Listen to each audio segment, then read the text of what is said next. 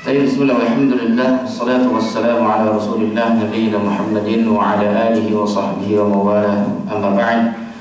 Ikhwafillah rahimani wa rahimakumullah. Ayat 107 ya. Allah tabaraka wa ta'ala berfirman, wa la tujadil 'anil ladzina yakhtaruna anfusahum. Dan janganlah kamu mendebat atau berdebat 'anil ladzina yakhtaruna anfusahum, untuk membela orang-orang yang mengkhianati diri mereka sendiri. Ya, janganlah kamu berdebat untuk membela orang-orang yang mengkhianati diri mereka sendiri. Innallaha la yuhibbu man kana khawanan athima. Sesungguhnya Allah Subhanahu wa taala itu enggak suka ya, man kana khawanan athima, kepada orang-orang yang selalu berkhianat. Khawan, selalu berkhianat, dan athima, athima itu yang selalu banyak dosa atau bergelimang dosa. Ya. Apa maksudnya ayat ini? Ikhwafillah rahimani wa rahimakumullah. Sebagaimana kita sudah bahas di pertemuan sebelumnya terkait dengan ayat 106 ya, 105 seperti itu, bahwasanya ada orang-orang yang mereka itu mencuri pada waktu itu, suatu kaum itu mencuri ya. Mencuri apa? Makanan dan juga, masih ingat? Senjata. Ya, mencuri makanan dan senjata. Kemudian hal itu dituduhkan kepada kaum yang lain, kepada orang lain, padahal pelakunya adalah kaum tersebut. Lantas kemudian mereka pun berbicara begini begitu depan Rasulullah SAW, maka Rasul percaya dengan omongan mereka. Maka Rasulullah SAW pun ya menyalahkan pada waktu itu, memanggil orang yang dituduh tersebut demikian. Ya, sehingga kemudian turunlah ayat teguran kepada Rasulullah SAW bahwasanya sebenarnya dalam tanda kutip orang yang melakukan pengkhianatan itu adalah orang-orang yang menuduh tersebut. Yang mencuri tersebut adalah orang-orang yang menuduh itu. Maka kemudian Rasulullah SAW pun ya mendebat orang-orang seperti tadi. Maksudnya Rasulullah SAW pun ketika mendebat daripada orang-orang yang dituduh tersebut demikian ya, sehingga Allah SWT menegur dengan ayat ini bahwasanya jangan mendebat untuk membela orang-orang yang sebenarnya berkhianat, gitu ya, mengkhianati diri mereka sendiri. Jadi orang-orang yang tuduh ini didebat oleh Rasulullah SAW, tapi kemudian oleh Allah dibela. Jangan mendebat orang-orang hanya karena membela orang-orang siapa yang sebenarnya itu yang berbuat jahat, gitu. Paham ya? Jadi kaum ini yang melakukan pencurian dituduhkan ke sini, Rasul mendebat ke sini. Ya, Rasul mendebatnya ke sini, bukan ke yang ini. Nah, dari sini apa pelajarannya?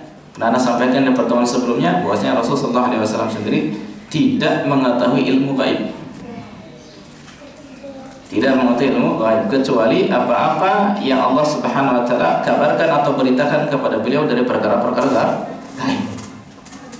Oke. Jadi sehingga kalau misalkan beliau dikatakan ya'lamu ilmu ghaib, beliau mengetahui ilmu ghaib, ini adalah sesuatu yang keliru. Beliau itu tidak mengetahui ilmu ghaib kecuali apa-apa yang disampaikan oleh Allah SWT berupa kabar-kabar kegaiban. Ya, Rasul nggak tahu kabar-kabar masa depan kecuali apa-apa yang Allah wahyukan. Ya kan? Kemudian Rasul juga tidak tahu tentang siapa yang melakukan pencurian tersebut. Rasul tidak tahu kasus terkait dengan Aisyah yang dituduh berzina. Kemudian Rasul tidak tahu tentang perbuatan-perbuatan apa saja yang dilakukan oleh sebagian orang dan lain sebagainya, atau kejadian-kejadian apa saja yang terjadi di sebuah kaum dan lain sebagainya, kecuali apa yang diberitakan atau dikabarkan oleh Allah Subhanahu wa taala. Nah, kalau Rasul SAW saja tidak mengetahui perkara gaib, apalagi model-model kita. Ya. Adapun orang-orang yang kemudian mengetahui sesuatu dari kalangan dukun, penyihir dan lain sebagainya seperti itu karena diberitai. Oleh siapa diberitainya? Oleh syaitan, oleh teman-temannya. Diberitahu maksudnya begitu ya. Khawatir nanti disangka macam-macam nih. Diberitahu oleh syaitan dan teman-temannya gitu kepada para penyihir tersebut sebagaimana disebutkan dalam Al-Quran. Kemudian disebutkan juga di banyak riwayat terkait hal tersebut. Yang kemudian kalau kita simpulkan ceritanya, syaitan itu ada mereka yang bertugas duduk-duduk di langit sana untuk mencuri apa? Kabar berita. Apa yang akan terjadi di hari itu atau hari esok dan lain sebagainya, apa yang Allah tuliskan di atas, kemudian Allah tugaskan kepada para malaikat. Maka ketika para malaikat itu turun ke bumi, ya seperti itu sambil ngobrol-ngobrol dan lain sebagainya, tugas-tugas mereka itu para syaitan mencuri informasi. Mereka para syaitan mencuri informasi tersebut, mendengar informasi tersebut, turunlah syaitan tersebut kepada yang bawahnya menginformasikan harewas akan terjadi begini begitu, si fulan tuh akan kehilangan dompet di sini misalkan dan lain sebagainya. Oke, kemudian setelah itu ngaharewas deh kamu hadapin ada. Terus seperti itu ya sampai kemudian sampailah kepada siapa? Dukun ya, sampai kepada dukun. Nah, sampai kepada dukun tersebut mereka itu menceritakan terkadang mi'ah bil mi'ah 100% sesuai dengan apa? Fakta. Terkadang mereka itu membalutnya dengan 90% kedustaan. Seperti itu ya, dengan berbagai macam cerita-cerita segala macam yang sebenarnya itu bukan faktanya. Makanya terkadang para dukun sok benar, tapi itu pun teman-teman sekalian sudah dibumbui dengan berbagai macam cerita-cerita bohong, dusta dari syaitan. Ya, iya teh si fulan teh aya di Cianjur cenah, tapi teh si fulan teh gara-gara dibawa ke orang hidung tapi kan ke Cianjur teh. Padahal memang benar, siapa tuh memang benar, dia tuh ada di Cianjur, ya, dia tuh ada di Cianjur, tapi itu dibawa ke orang hidung, paham ya? Naik angkot, naik elok, naik kendaraan umum tadi dibawa ke orang hidung, misalkan seperti itu. Cuma dibumbui seperti itu. Kenapa para dukun suka membumbui begitu? Ya, karena kahiji cek setanak itu untuk menyesatkan manusia, gitu kan?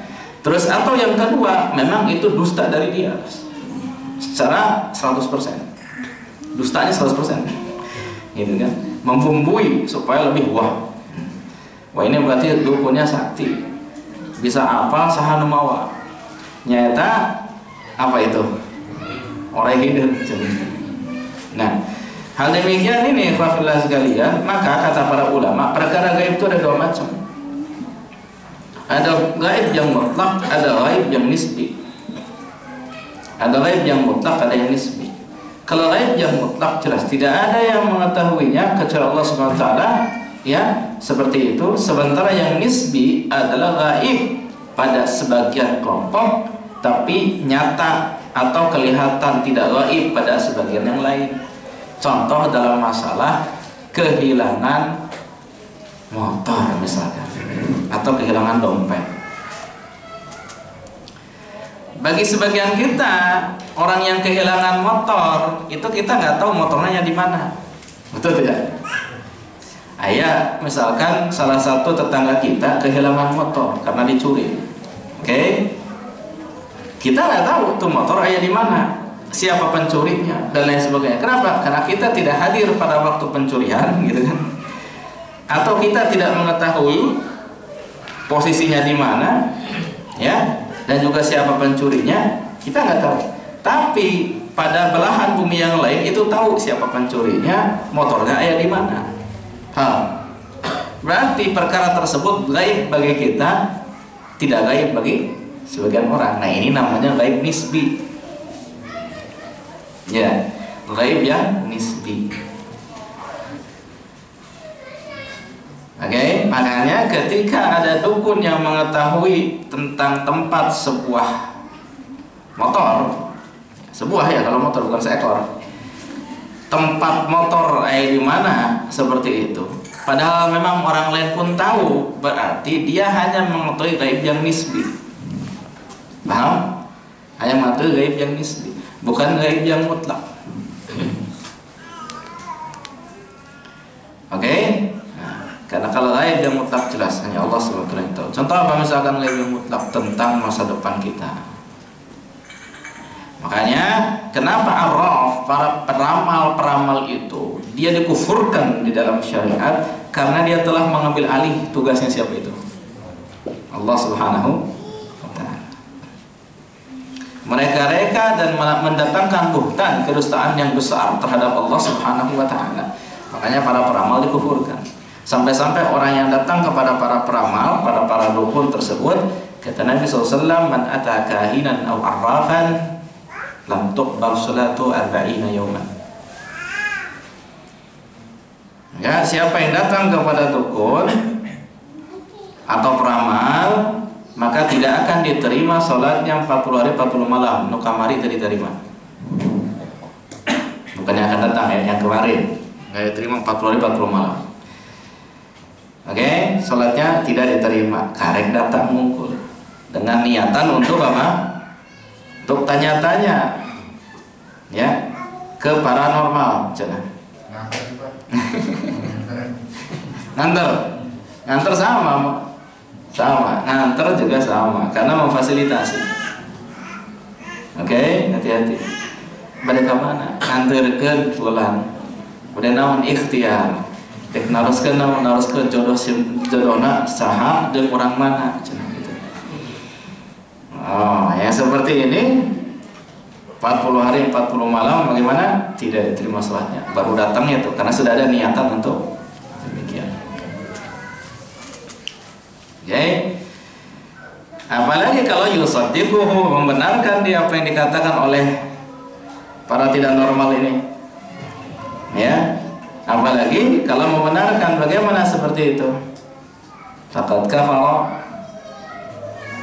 ala ma unzila ila Nabi sallallahu alaihi wasallam, sungguh dia telah kufur terhadap apa yang diturunkan pada Nabi sallallahu alaihi wasallam. Kufur kepada Al-Qur'an. Oke? Telah kufur kepada Al-Qur'an. Di sini para ulama masukkan ke dalam kufur asghar memang.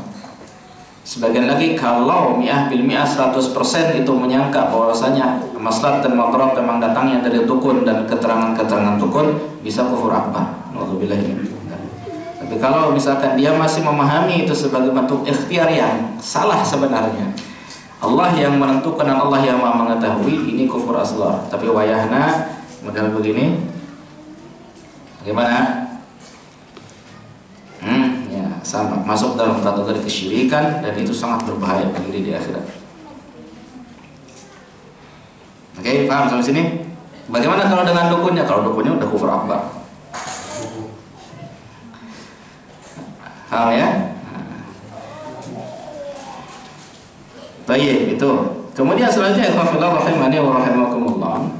Jadi di sini Rasulullah SAW mendebat orang-orang tadi, orang-orang yang dituduh melakukan pencurian, padahal sebenarnya bukan mereka melakukan pencurian.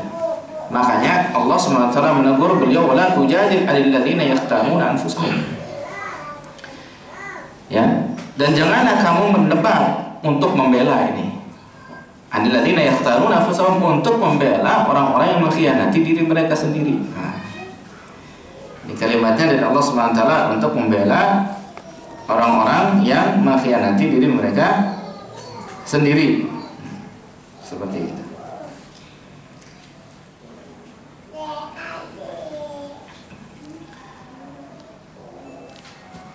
Kemudian selanjutnya, innallaha la yuhibbu man kana khawalan athima. Sungguhnya Allah Subhanahu wa ta'ala itu tidak menyukai orang-orang yang banyak berkhianat dan juga banyak bergelimang dosa. Ya, Allah nggak suka dengan orang yang banyak berkhianat, selalu berkhianat dan juga bergelimang dosa. Nah, ayat 108-nya, yastakhfuna minan nas. Mereka itu dapat bersembunyi dari manusia, wala yastakhfuna minallah. Tapi mereka itu nggak bisa bersembunyi dari Allah. Wa huwa ma'ahum, dan dia Allah Subhanahu wa ta'ala itu bersama mereka. Idh yubayyituna ma la yarda minal qaul, ketika di malam hari mereka itu ngobrolin sesuatu, merencanakan sesuatu, apa-apa yang tidak diridhoi oleh Allah Subhanahu wa ta'ala, ya, perkataannya seperti itu. Mereka itu menetapkan keputusan rahasia yang tidak diridhoi oleh Allah Subhanahu wa taala berupa makar, yaitu tuduhan-tuduhan tadi. Maka Allah bima ya'maluna muhita, seperti itu. Dan Allah Subhanahu wa taala itu Maha meliputi terhadap apa yang mereka kerjakan.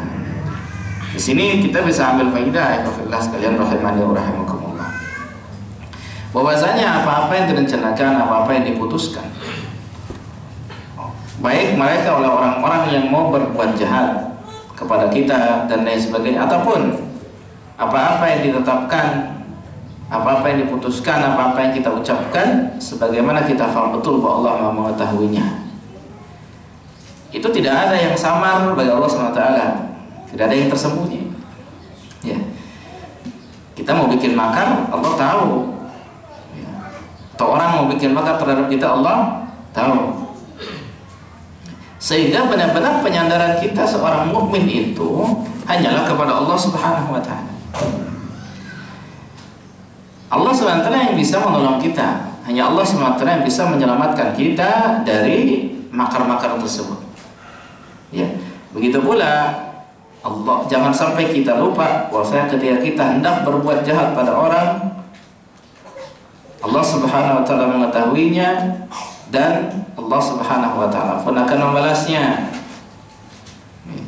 Jadi jangan sampai kita punya rencana-rencana jahat lah gitu sama orang, seperti itu ya.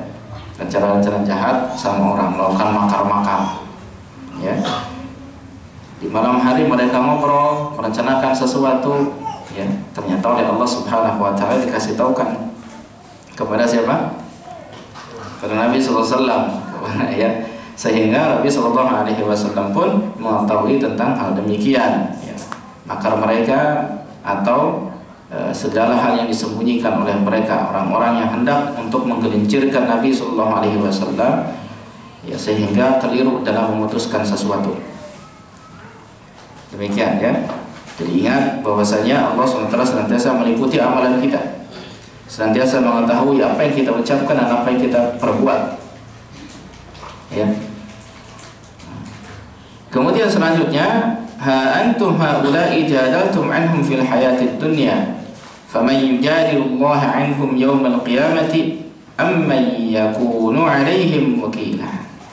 Kata Allah tabaraka wa taala, ha antum, itulah kamu. Itulah kamu, kata Allah. Haulai jadaltum anhum fil hayatid dunya.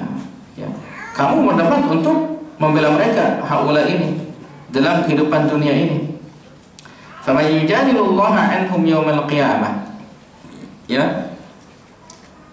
Tetapi siapa saja yang akan menentang Allah, yang akan mendebat Allah, menentang Allah Subhanahu wa taala, ya, untuk membela mereka anhum yaumal qiyamah, di hari kiamat, amma yakunu alaihim wakila, atau siapakah yang menjadi pelindung mereka terhadap azab Allah. Wa may ya'mal su'an aw yadhlim nafsahu thumma yastaghfirullah yajidillaha ghafurur rahima.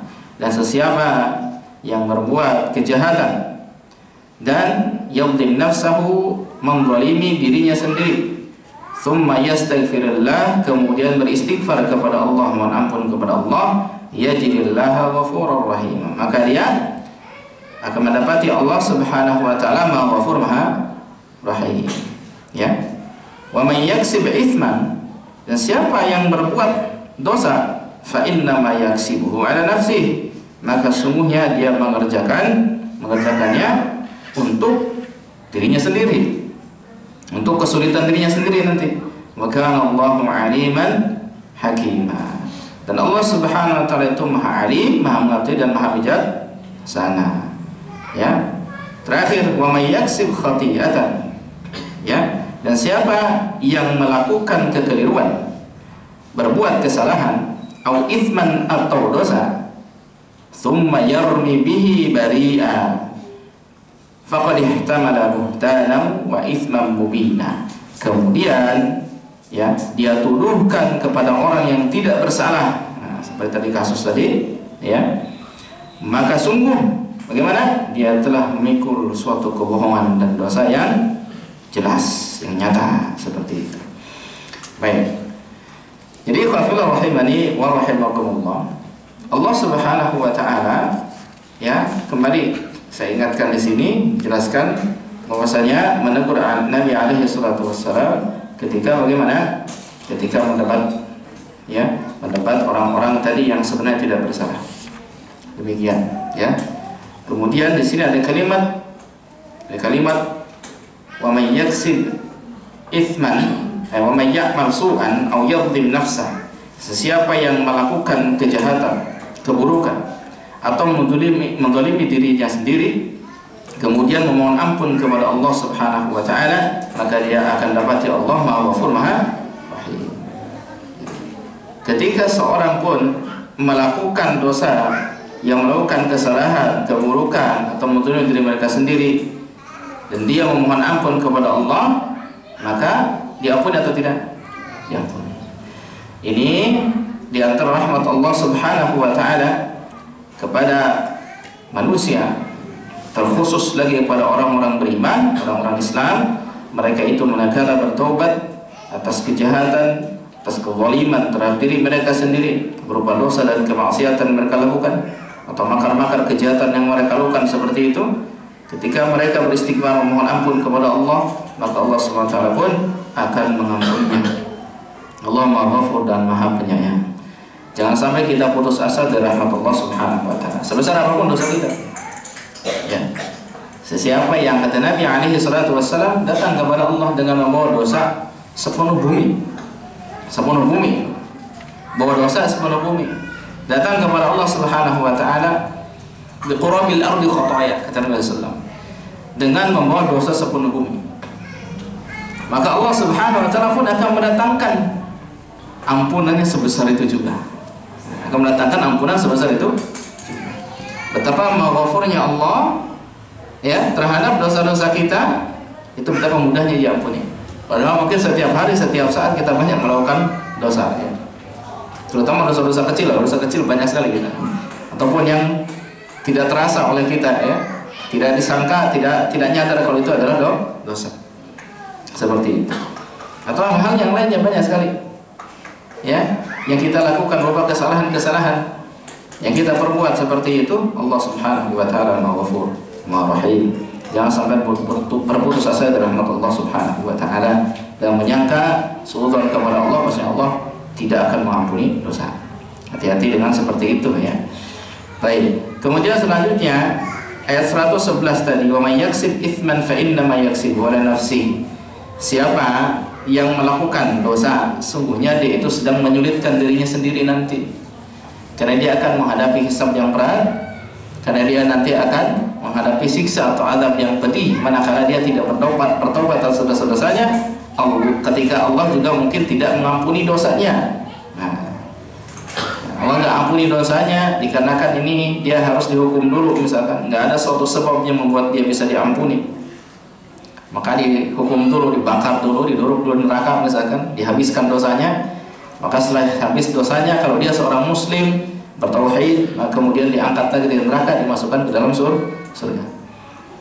Tapi kalau misalkan dia ada orang kafir, ya khalidina fiha abada, dia akan selama-lamanya di dalam neraka. Oke, ini adalah akidah Ahlussunnah wal Jamaah, ya.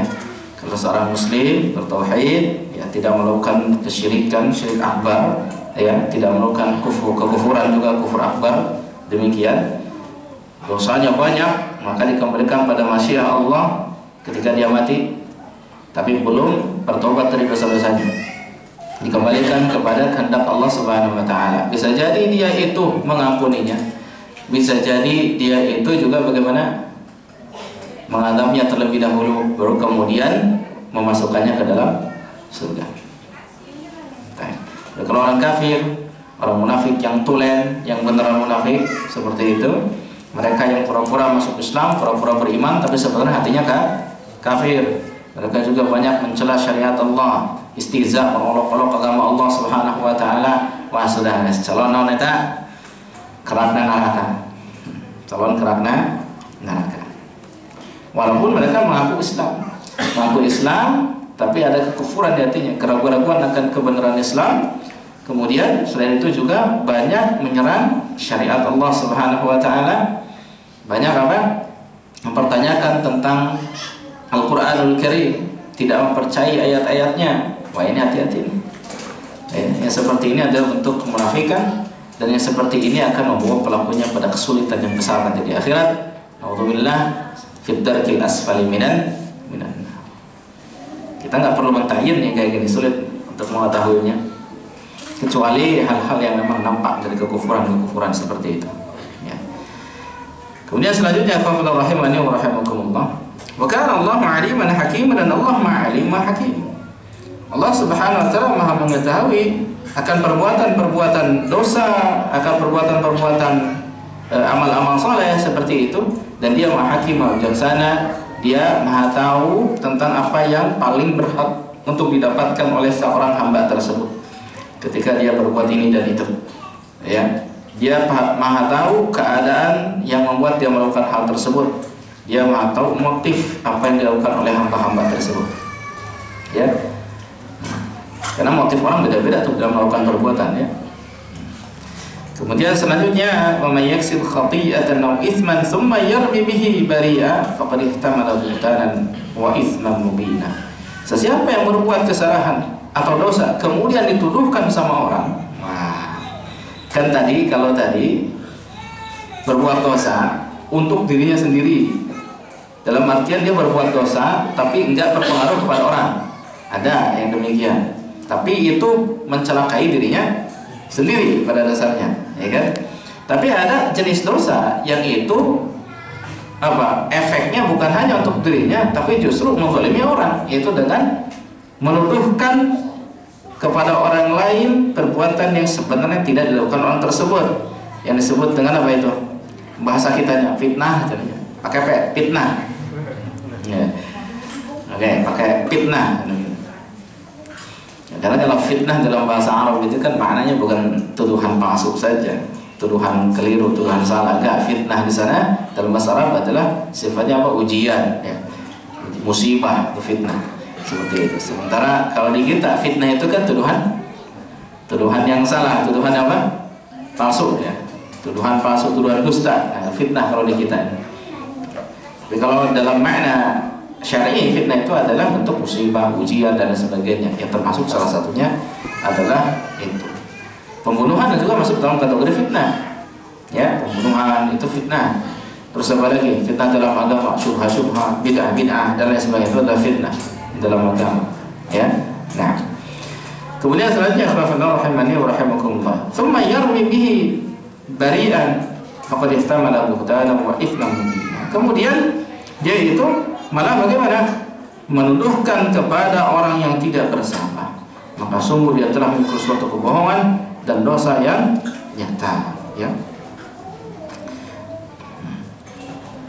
Jadi kalau diceritakan di sini dalam tafsir itu, kana qaum qad nazaru as-saraqah ila Labid bin Sahal.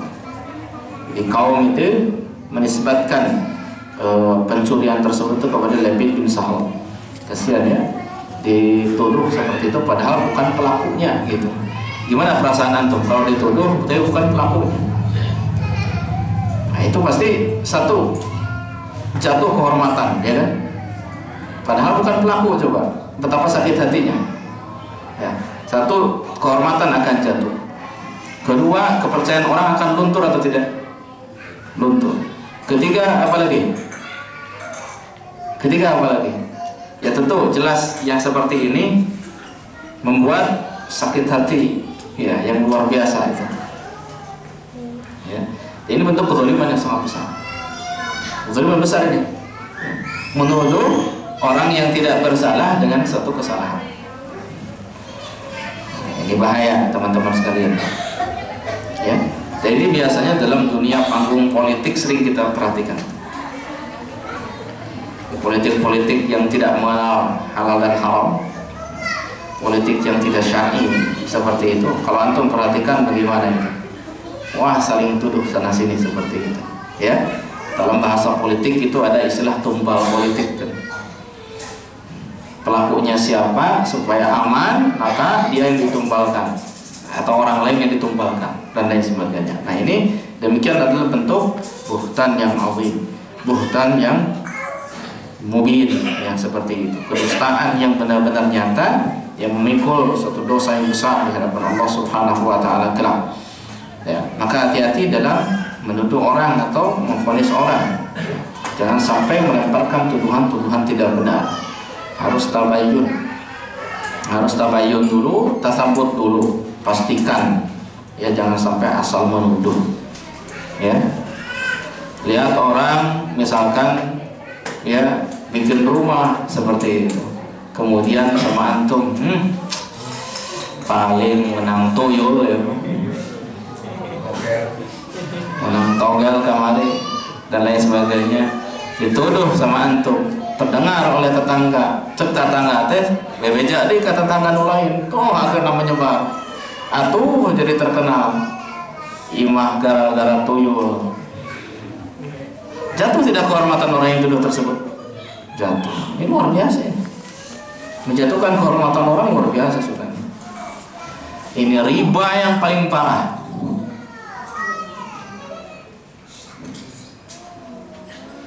Riba yang paling parah kata Nabi Sallallahu Alaihi Wasallam. Betapa kita ini ikhwah makan daging makan harta hasil riba saya seperti apa? Dosa besar atau tidak? Dosa besar, dan menjatuhkan kehormatan orang adalah riba yang paling parah kata Nabi Sallallahu Alaihi Wasallam. Betapa kita ini luar biasanya menjauhi riba. Wah, luar biasa nih. Hampir dibahas di setiap medsos terkait dengan bahaya riba. Flyer bertebaran tentang bahaya riba. Walaupun terkadang mencatat hadis yang dhaif dan lain sebagainya. Loyo terus. Luar biasanya kita menjauhi riba. Tapi kemudian riba yang paling parah masih tetap dilakukan, yaitu menjatuhkan kehormatan orang. Hati-hati. Ya, hati-hati dalam menjatuhkan kehormatan orang, itu adalah riba yang paling parah. Kata Nabi sallallahu alaihi wasallam, sibabul muslimi fusuqun wa qitaluhu kufrun. Mencela seorang muslim itu fusuk, kefasikan. Wa qitaluhu kufrun, dan memeranginya adalah kekufuran, kufur asghar. Ya, kufur asghar. Kecuali kalau misalkan itu bentuk penghalalan, maka bisa jadi masuk kategori kufur akbar kalau bentuk menghalalkan perbuatan tersebut. Tapi kalau misalkan dia memerangi orang kafir, orang-orang muslim dikarenakan karena motif-motif duniawi, karena motif-motif apa? Politik, bukan karena mengkafirkan, bukan karena menghalalkan, maka yang seperti ini bagaimana? Kufurnya kufur asghar. Ya, kufurnya kufur asghar. Hati-hati. Tayyib kafala rahimani wa rahimakumullah. Itu mungkin ayat-ayat yang kita bahas di pagi ini. Kemudian kita masuk ke pembahasan tentang Sunan At-Tirmidzi ya.